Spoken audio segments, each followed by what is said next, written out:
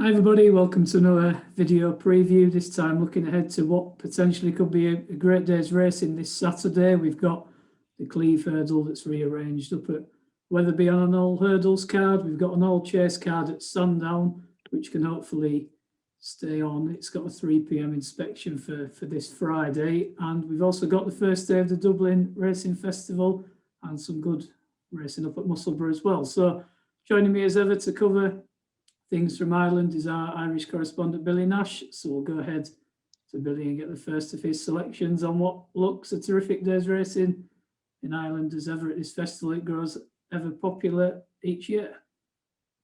Hi Kieran, it is indeed a fantastic day's racing, some really competitive grade ones, but I've decided to try and solve two of the big handicaps on the card, and my first selection comes in the Matson handicap chase at 2:45, and I'm gone for Emmett Mullins' The Shunter.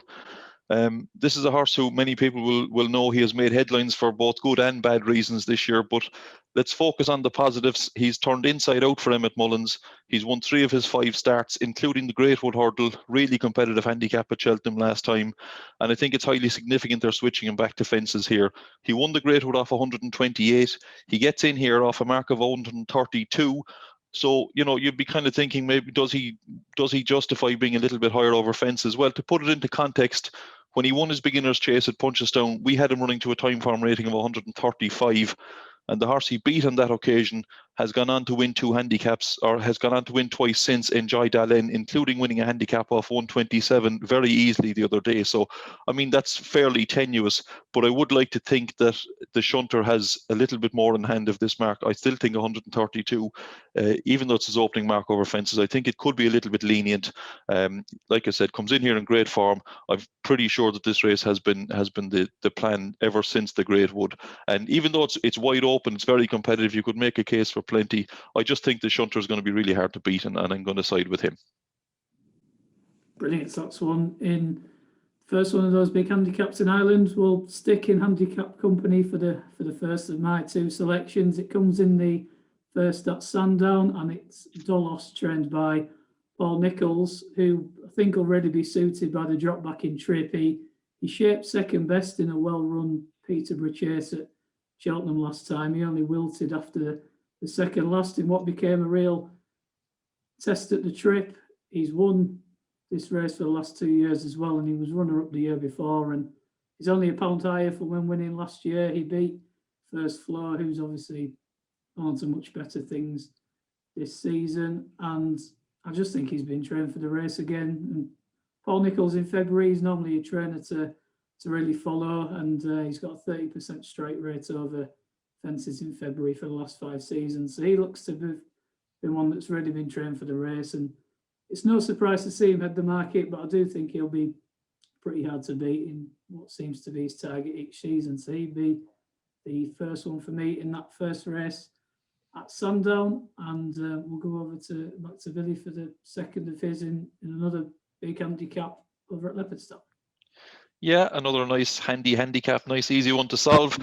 I've gone for the Moyglass Flyer on the Ladbrokes. He's a horse that I fancied for the race last year. He didn't actually turn up on it, but he's a really interesting contender. He's only had 4 runs ever. He's probably the most unexposed horse in the race. He's only had 4 runs in his life, but significantly 3 of them have come in big field handicaps. So it's not as if he lacks a little bit of experience that's necessary to win one of these.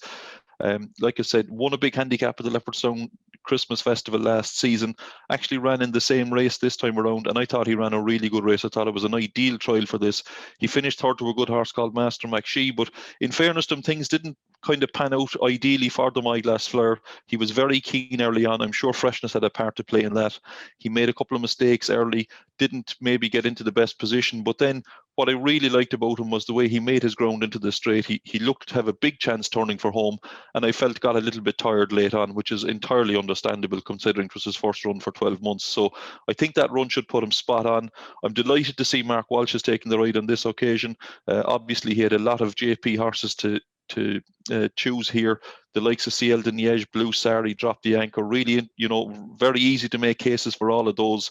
So the fact that he's gone for the Moyglass Flyer, I think, is hopefully a tip in itself. He's going to be near enough the top of the handy or the top of the betting, but he certainly deserves to be in a wide open race like this. I think he's, like I said, I think there's maybe a little bit more to come from him, and he's just one that I've been earmarked for this race for a long time, and I'm happy to stick with him here. Yeah, definitely. He was a horse that impressed me last time out when he won as well. So definitely a horse to keep on side. Whatever he does this weekend, pretty sure he's on a decent mark, and he'll prove a lot better than what he currently is. And then just the last one of mine would be Shan in the Scilly Isles, what looks to be an up-to-scratch renewal. But I just love the way this horse jumps. He was really impressive in the Corto Start Kempton around Christmas time. He set a really searching gallop, and he ran all the way through to the line. You look at the placed horses there, If the Cap Fits and the Big Breakaway, they made their efforts further back, and he's easily beat everything that raced up with the pace. And the drop back in trip won't be an issue at all. He won over 2 miles 3 at Wetherby earlier in the season, and it's the way he jumps. I think an attacking rider on Sandown, if you can really get at him down the back straight, he could take a couple of lengths per fence out of this. And I just think he's the best horse in the race as well. The likes of Fitman at this trip will probably be his main danger. Dam's a company, I just worry about her lack of chasing experience, having 1 or 2 runner events at Ayr, her only start of offences to date. And Mazida Zobo's done nothing wrong, but this is a bit more of a tougher test than the Dipper he won last time. So it will be Shan for hopefully another Grade 1 winner for the Skeltons in that Scilly Isles. Hopefully we've picked a few winners there. That's Saturday's racing covered. Fingers crossed Sandown goes ahead.